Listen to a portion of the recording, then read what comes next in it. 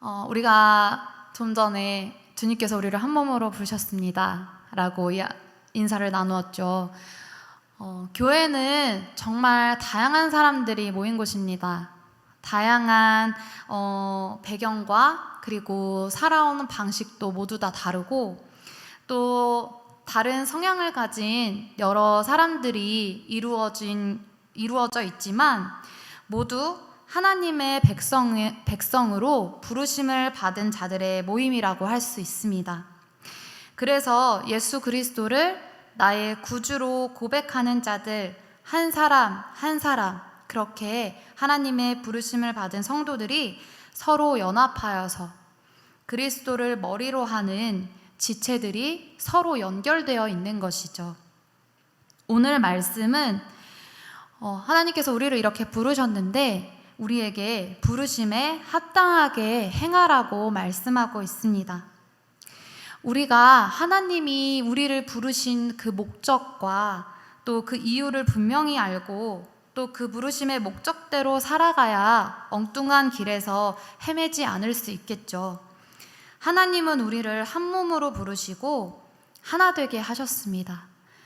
그러므로 그리스도 안에서 하나 되어 살아야 할 것을 우리 본문 앞절에서 이야기하고 있습니다. 그리고 하나님께서는 우리가 하나 되게 하신 것을 힘써 지킬 수 있도록 우리에게 은사도 주셨어요. 성도들에게 각자에게 주어진 특별한 은사, 어떤 사람은 사도로, 목사로, 어떤 사람은 교사로, 예언자로, 복음 전도자로, 특별한 은사, 이렇게 다양한 은사로 교회를 세워가도록 하셨죠. 그리스도의 몸된 교회를 세우기 위해서 우리가 그렇게 우리에게 주어진 은사로 사역할 때 우리가 예수 그리스도를 믿는 것과 또 아는 일에 하나가 되어서 온전한 성도로 자라갈 수 있다고 말씀합니다. 성도들은 개인의 그러한 성숙뿐만 아니라 이처럼 공동체의 성숙을 위해서도 서로 기도하고 격려할 수 있어야 합니다. 몸된 교회를 세우는 데 헌신하는 것이 곧 자기를 세우는 일임을 잊지 말아야 할 것입니다. 이렇게 앞 단락에서 한 사람 한 사람으로 부름받은 성도들이 서로 연합하여 그리스도를 머리로 하는 하나된 공동체라는 것을 나누었고 그리스도 안에서 더욱더 자라가야 한다는 것을 나누었다면 오늘 우리가 나눌 본문 17절부터 24절 말씀에서는 하나님의 백성으로 부름받은 하나님의 자녀들에게 죄악된 옛 생활을 벗어버리고 새로운 생활, 새 사람을 입으라고 말씀하고 있습니다. 우리는 그리스도인이 되기 전에 행하던 악한 일들을 더 이상은 행하지 말아야 합니다. 오늘 이 말씀의 배경이 되는 에베소 이 지역의 이방인들은 많은 죄악을 저지르고 있었습니다. 에베소는 로마 제국과 그 문화의 중심지였죠. 그리고 아데미 여신을 숭배하는 신전이 있는 곳이었습니다. 그런데 그곳에서 여러 가지 도둑질과 또 매춘과 뇌물, 우상숭배 등 부도덕한 그러한 범죄들이 넘쳐났다고 합니다. 에베소에 거하는 그리스도인들이 그러한 배경 속에서 살아가고 있었으니 또한 그것으로부터 영향을 받을 수밖에 없었겠죠. 바울은 그러한 악한 환경에 대항하여서 그렇게 살지 말아야 한다고 권면하고 있는 것입니다. 그런데 이 이야기는 에베소 교인들만의 이야기는 아닐 것입니다. 오늘을 살아가는 우리들의 모습은 또한 어떨까요? 세상 가운데 살면서 거룩함을 나타내기보다는 오히려 교회가 많은 비난을 받고 있습니다. 교회답지 못하다고, 또 성도답지 못하다고, 또 목회자답지 못하다고. 그래서 사도 바울은 오늘 우리에게도 이방인들의 삶의 방식에서 멀어져라 라고 외치고 있는 것입니다. 여기서 말하는 이방인은 혈통적인 그런 이방인이 아니라 그리스도인이 아닌 상태, 믿기 전의 상태를 의미합니다. 불신자를 의미하는 것이죠. 그러므로 예수 그리스도를 믿는 성도들이 벗어야 할 그 이방인의 모습이 어떠한 것인가에 대해서 다음에 17절부터 19절에 기록되어져 있습니다. 이방인들의 삶의 방식은 우선 17절의 말씀처럼 그 마음에 허망한 것으로 행한다 라고 이야기합니다. 허망한 것은 어떤 것일까요? 어떤 목적이나 목표가 없는 것을 뜻합니다. 15절에서 우리가 읽지는 않았지만 오직 사랑 안에서 참된 것을 하여 범사의 그리스도에게까지 자라야 하는 그런 목적이 있는 성도들의 삶과는 대조적으로 아무런 목적 없이 그저 무의미한 삶을 살아가면서 이렇게 허망한 이방인의 삶은 아무것도 열매 맺을 수 없다는 면에서 허무하고 또 허탄한 것이죠. 또한 하나님을 알지 못하는 이방인들의 영적, 도덕적 상태는 총명히 어두워지고 무지한 가운데 있다고 말씀합니다.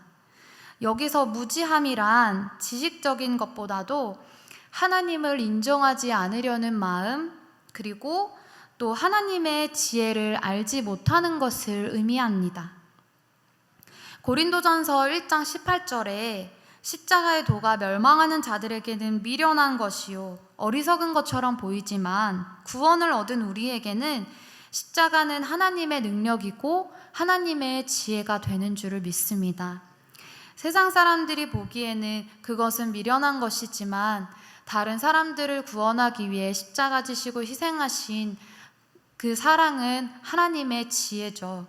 그러나 예수 그리스도를 믿고 구주로 영접한 이 성도들과 달리 이방인들은 예수 그리스도 믿기를 거부하고 또 하나님께 응답하지도 못합니다. 왜냐하면 그들의 마음이 굳어져 있기 때문이라고 말씀합니다. 마음이 돌같이 굳어져 있어서 죄를 짓게 되고 계속 죄를 짓게 되는 그 결과 하나님의 생명으로부터 떠나 있게 되는 것이죠. 이처럼 이방인의 삶의 방식, 불신자들의 영적 상태를 이야기했다면 19절 말씀에는 죄에 대한 어떤 가책이나 아픔을 느끼지 못할 정도로 도덕적으로 둔감해진 그러한 모습을 감각 없는 자라고 표현합니다. 하나님의 형상대로 지음을 받은 사람들 우리 안에는 모두 다 양심이 있습니다. 그렇지만 계속해서 그 양심의 가책에 둔해지고 습관적으로 반복적으로 죄를 짓는 것은 그 죄에 대하여 고통을 느끼지 못하는 무감각한 상태에 이르게 되었다는 것이죠. 오늘 본문은 22절은 이런 이방인과 같은 사람을 유혹의 욕심을 따라 썩어져가는 옛 사람이라고 말하고 있습니다. 예수님을 믿기 전에 우리는 죄의 노예로 살면서 또 불의하고 영적으로 무지하고 무감각하여서 하나님의 생명에서 떠나 있었죠. 에베소서 2장 3절은 전에도 우리도 다 그 가운데서 우리 육체의 욕심을 따라 지내며 육체와 마음에 원하는 것을 하여 다른 이들과 같이 본질상 진노의 자녀였다라고 말씀합니다. 그것이 우리 옛사람의 모습이었습니다. 그러나 이제 우리는 새 생명으로 지으심을 받은 하나님의 자녀들이 되었습니다. 그러므로 이방인과 같이 믿기 전에 그런 이방인과 같은 삶은 하나님의 자녀들에게는 더 이상 어울리지 않는 것이죠. 하나님의 자녀들은 거룩한 삶을 추구하면서 살아가게 됩니다. 그러나 우리가 여전히 이 땅에서 육신을 입고 살아가기 때문에 매일매일 옛 사람과 싸우며 살아가야 하는 것입니다. 그래서 사도 바울은 로마서 7장 22절부터 24절에서 이렇게 말씀합니다. 내 속사람으로는 하나님의 법을 즐거워하되 내 지체 속에서 한 다른 법이 내 마음의 법과 싸워 내 지체 속에 있는 죄의 법으로 나를 사로잡는 것을 보는도다. 오호라 나는 공고한 사람이로다. 이 사망의 몸에서 누가 나를 건져내랴 라고 말씀합니다. 우리가 성령 충만할 때는 우리에게 계속해서 죄를 짓도록 부추기고 또 옛사람과의 그러한 유혹에서 우리가 성령 충만하면은 승리할 수 있지만, 우리가 하나님의 말씀을 붙들고 성령으로 충만하지 못할 때에는 그럴 때 우리에게 다시 옛사람의 모습이 나타날 수 있게 되는 것이죠.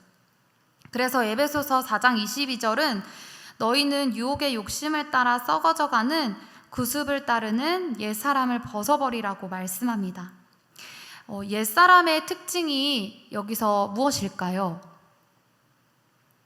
바로 유혹의 욕심을 따라 살아간다는 것입니다. 예수님이 중심이 아니라 자기 중심적으로 살아가는 모습입니다.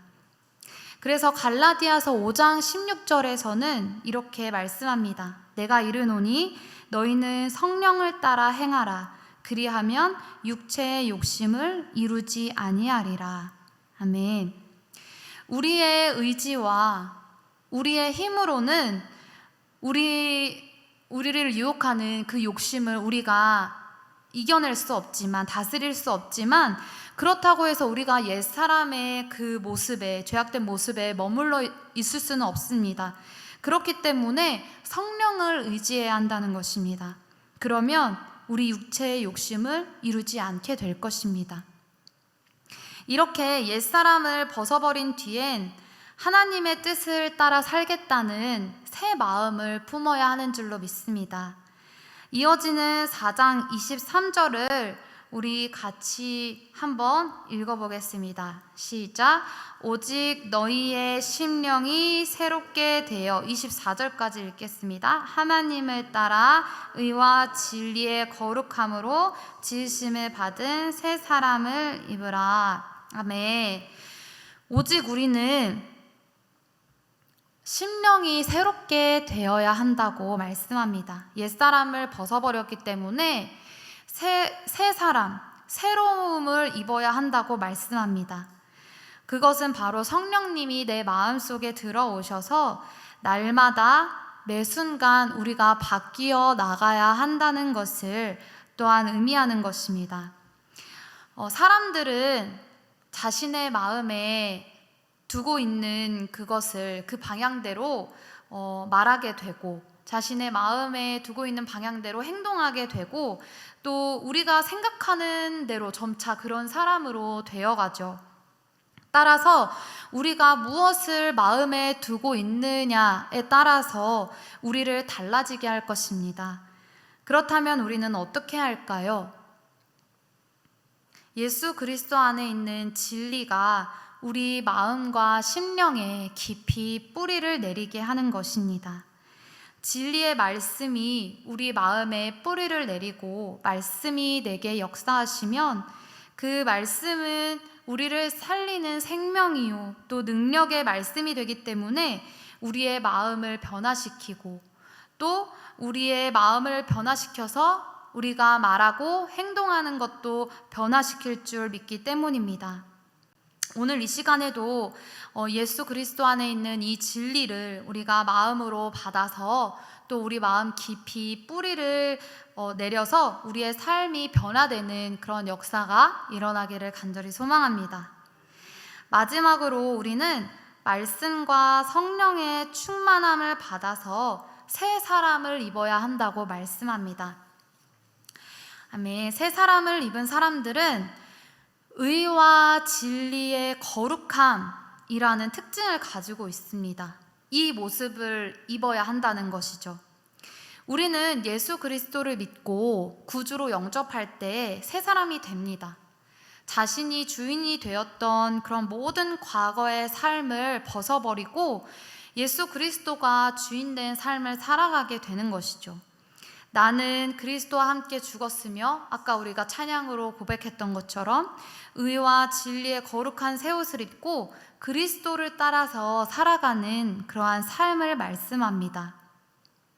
그래서 고린도후서 5장 17절은 그런즉 누구든지 그리스도 안에 있으면 새로운 피조물이라.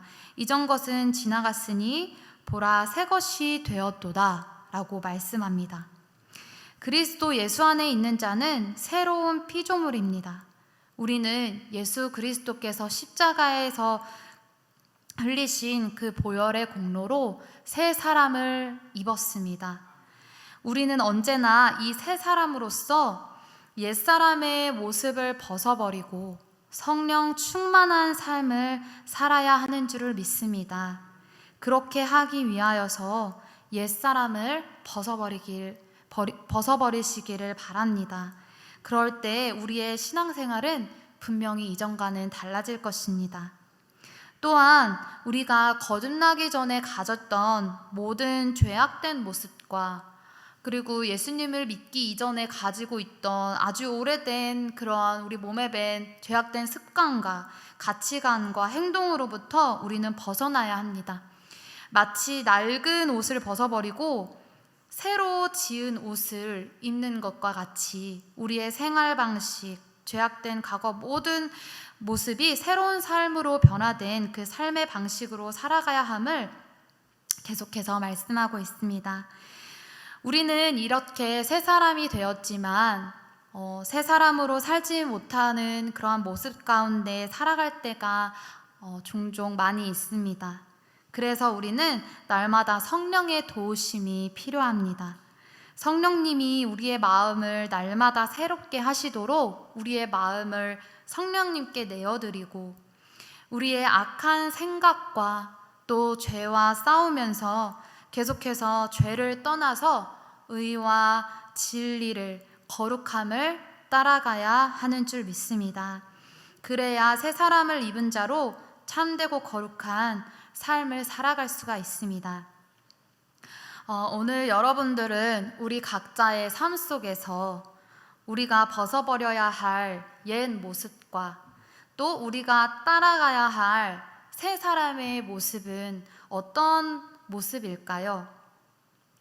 하나님의 부르심에 합당한 삶을 살아가기 위해서 옛 사람의 모습을 벗어버리고 새 사람을 입은 자로 주님을 따르면서 하나님께서 기뻐하시는 그런 우리 사도들 교회 모두가 되기를 간절히 소망합니다. 아멘.